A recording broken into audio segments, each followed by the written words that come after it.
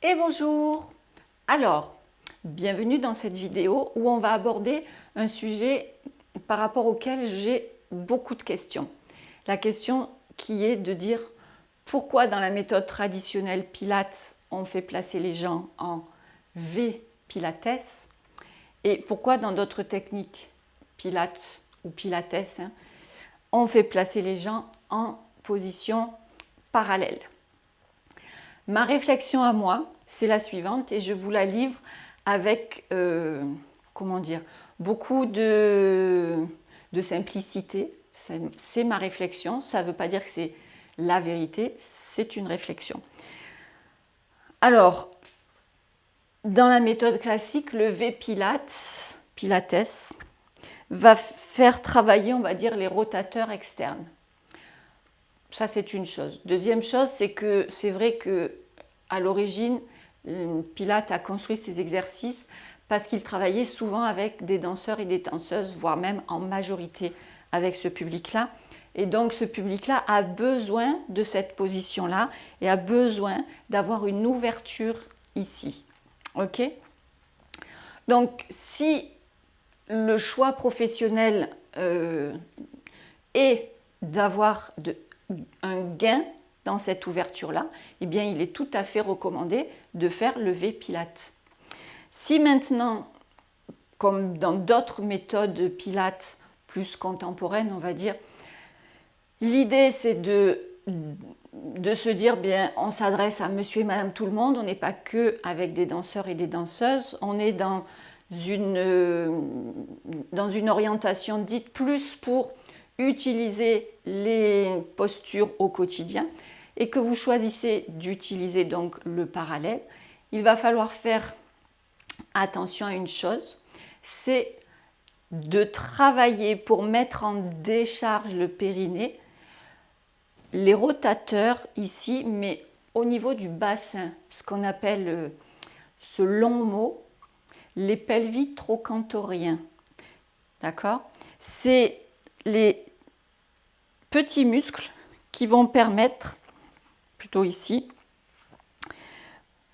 de pouvoir activer le bassin, de pouvoir faire une légère rotation ici au niveau du bassin pour venir ajuster son bassin justement et aucune pression sur le périnée, aucune compensation dans le travail.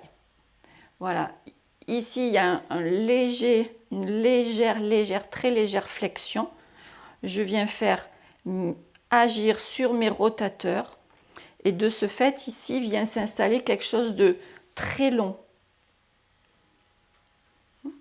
Ce qui est important, si je reviens à la première position, c'est que dans cette position-là, attention, parce que on peut prendre des raccourcis, c'est-à-dire imaginer que parce qu'on fait tourner les cuisses, ça va tourner dans le bassin, ça c'est archi faux. Si je prends cette position-là, je dois aussi ici venir faire ma petite rotation. Voilà, je peux être dans la position V-Pilates et être complètement relâché dans les lombaires et complètement relâché au niveau du bassin. Il faudra que je vienne faire activer mes pelvis trochanteriens pour me retrouver dans ma posture physiologique. Donc, en résumé, le message que j'aimerais faire passer, c'est quelle que soit la position que l'on choisisse de mettre en avant dans les séances que l'on donne, ce qui est important, c'est de se dire comment je veux que soit placé mon bassin et est-ce que je donne les bonnes consignes pour que ce bassin soit placé correctement. D'accord ?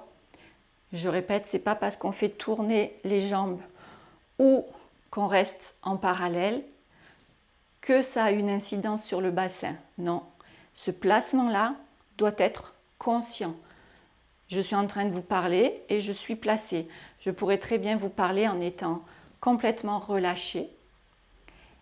Et c'est ce qui va se passer si les gens ne prennent pas conscience de ce petit travail. C'est infime comme mouvement, mais ces muscles existent pour des raisons bien précise au niveau de la santé du diaphragme pelvien, si je puis dire. À toi, à vous, à nous, les profs de Pilates, de savoir le faire mettre en place dans nos pratiquants, quelle que soit la position des pieds.